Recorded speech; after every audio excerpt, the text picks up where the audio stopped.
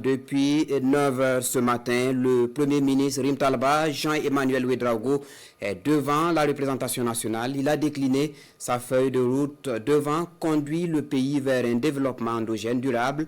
Une feuille de route qui s'articule autour de 8 grands points. Des actions sont annoncées, entre autres, dans les domaines prioritaires de la lutte contre le terrorisme, la réponse à la crise humanitaire induite, la promotion de la bonne gouvernance, la lutte contre la corruption, la valorisation du capital humain et la promotion de la cohésion sociale. Retour sur les grands projets du gouvernement avec Jacques Lamissa Tarpaga. Le Premier ministre Rim Talba Jean-Emmanuel Ouedraogo s'appuie sur les différentes composantes de la société burkinabé comme rampe de lancement de ses actions à la tête du gouvernement. S'inscrivant dans les orientations données par le président du Faso, la politique générale déclinée ce vendredi à l'Assemblée législative de transition vise l'accélération des politiques, la lutte contre la corruption et la rationalisation des dépenses publiques, et la priorité est l'intensification de la lutte contre le terrorisme. La guerre qui nous a été imposée sera menée de manière plus intensive avec l'engagement de tous les Burkinabés. Mon gouvernement continuera de renforcer la montée de nos forces combattantes et leur puissance de feu sur le théâtre des opérations tout en optimisant le dispositif de renseignement afin de leur permettre d'intensifier les opérations de reconquête et de sécurisation du territoire national. Dans ce sens, le gouvernement développera une industrie de défense capable d'assurer une autonomisation de notre pays en matière de logistique et d'équipement militaire. Dans la dynamique de la Confédération de l'Alliance des États du Sahel, le Burkina Faso, de concert avec les pays frères du Mali et du Niger, travaillera à opérationnaliser davantage la force conjointe afin d'accentuer les opérations dans l'espace AES. Je voudrais souligner que la lutte contre le terrorisme que nous menons se fait dans le strict respect des droits humains et du droit international humanitaire.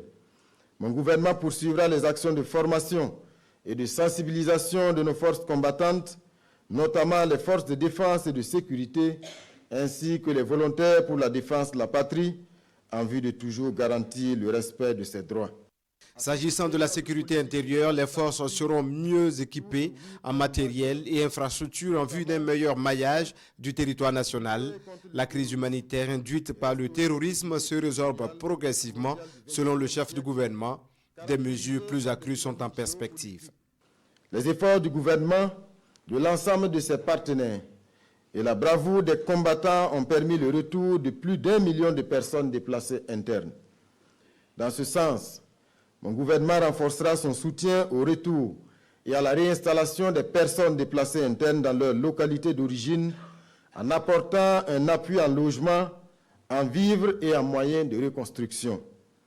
Il renforcera également le soutien aux personnes déplacées internes et à leurs hôtes pour la réalisation d'activités génératrices de revenus à travers la mise en place de micro-projets ainsi que l'accompagnement en matériel de production, de transformation et de conservation.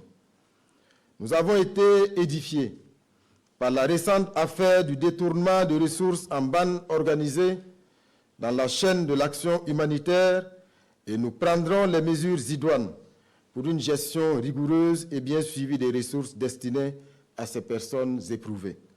D'ores et déjà, je voudrais vous rassurer que des instructions fermes ont été données au gouvernement et à travers les inspections techniques pour diligenter un contrôle dans tous les départements ministériels afin de s'assurer de la bonne utilisation des ressources.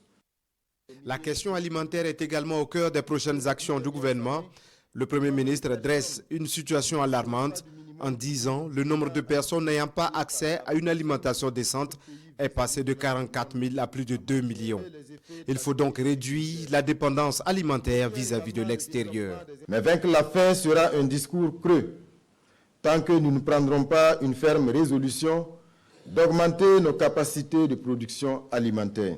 Pour ce faire, dans le secteur agro-silvopastoral, je veillerai particulièrement à la consolidation des acquis de l'offensive agro-pastorale et halieutique qui a déjà permis de faire un taux d'accroissement de 18% de la production agricole entre 2023 et 2024.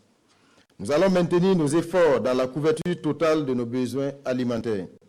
J'accorderai un accent particulier au chantier des aménagements hydro-agricoles, de la mécanisation agricole, de l'accès aux intrants et aux crédits, ainsi que de la valorisation de nos productions agro-pastorales, halieutiques et fauniques.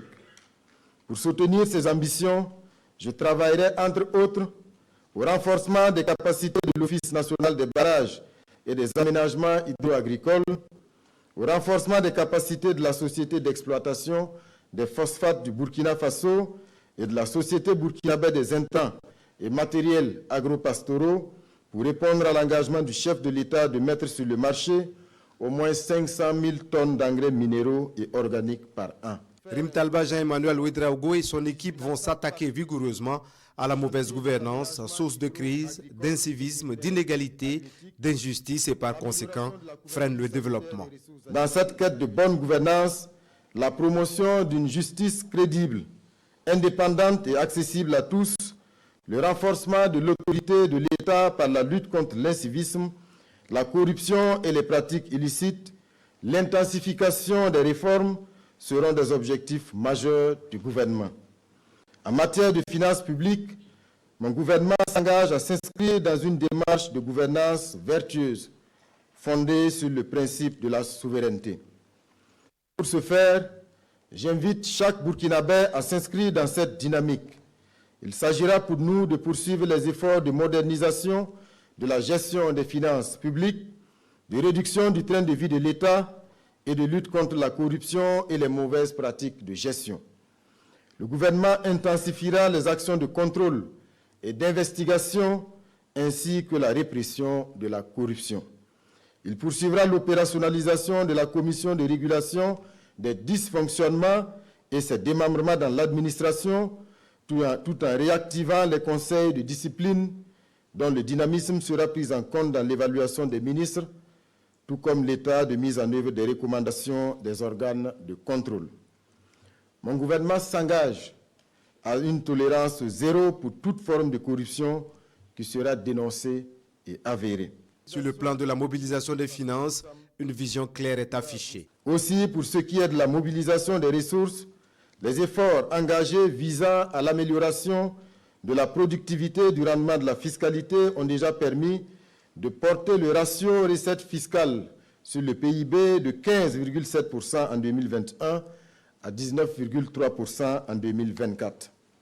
La dynamique sera poursuivie à travers l'optimisation de la mobilisation des ressources par le renforcement de la digitalisation du cadastre, appuyé par la refonte globale des textes régissant le foncier. De même, un accent particulier sera mis sur l'assèchement des ressources d'approvisionnement, des sources d'approvisionnement des terroristes en ressources de tout genre et la lutte contre le blanchiment des capitaux. En vue d'assainir le marché intérieur et de renforcer le civisme fiscal, mon gouvernement intensifiera la lutte contre la fraude, le faux et la concurrence déloyale. Du reste, le ton a déjà été donné par son Excellence, Monsieur le Président du Faso, lors des arbitrages budgétaires et nous poursuivrons dans cette lancée.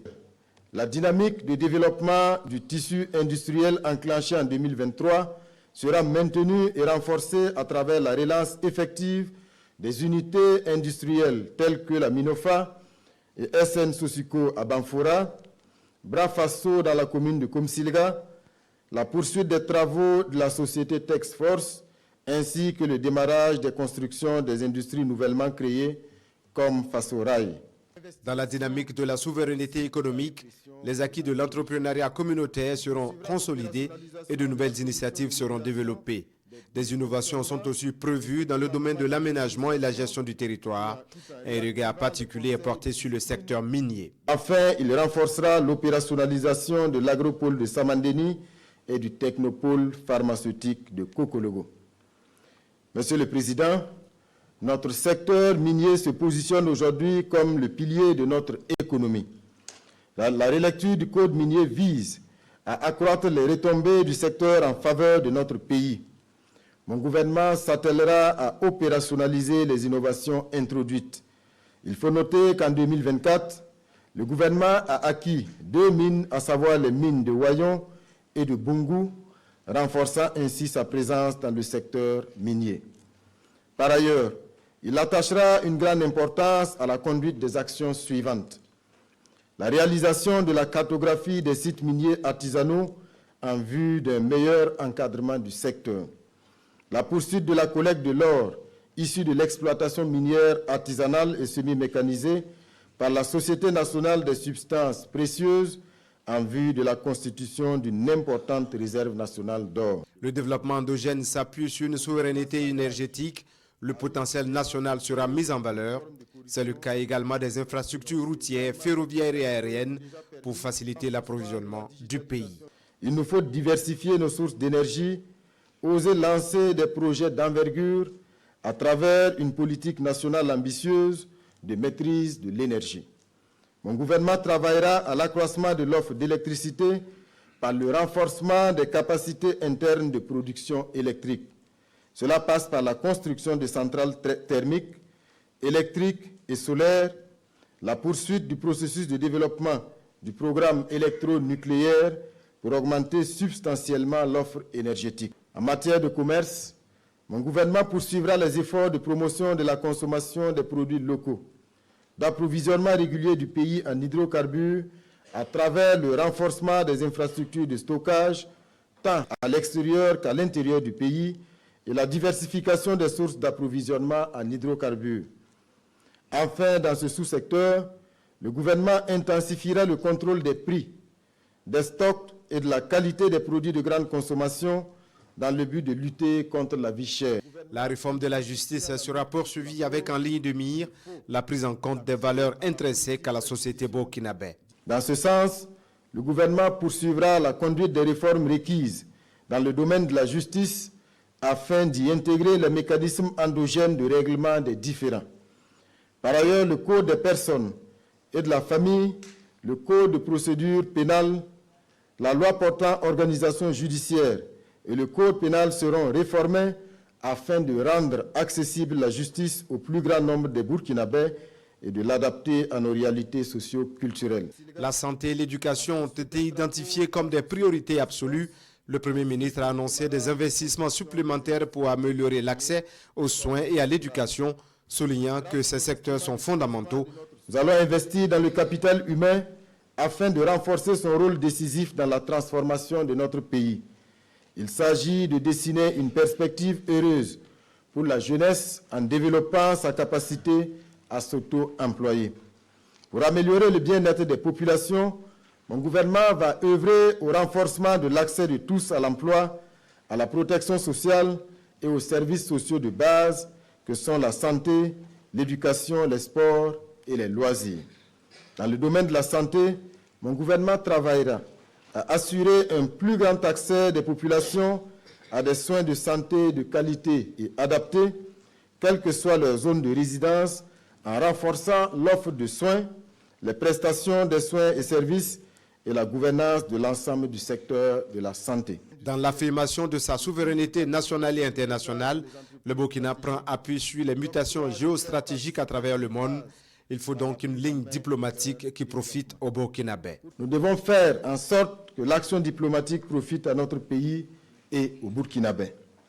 Depuis son accession à l'indépendance, notre pays a de tout temps bénéficié des appuis des partenaires pour la conduite de ses politiques.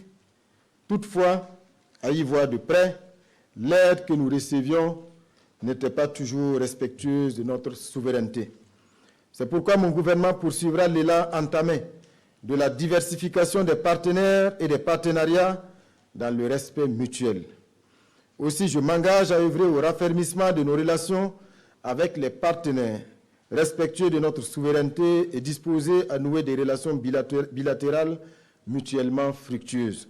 La déclaration de politique générale s'achève par un appel au sursaut patriotique de tous les Burkinabés afin d'amorcer un véritable développement basé sur nos propres forces.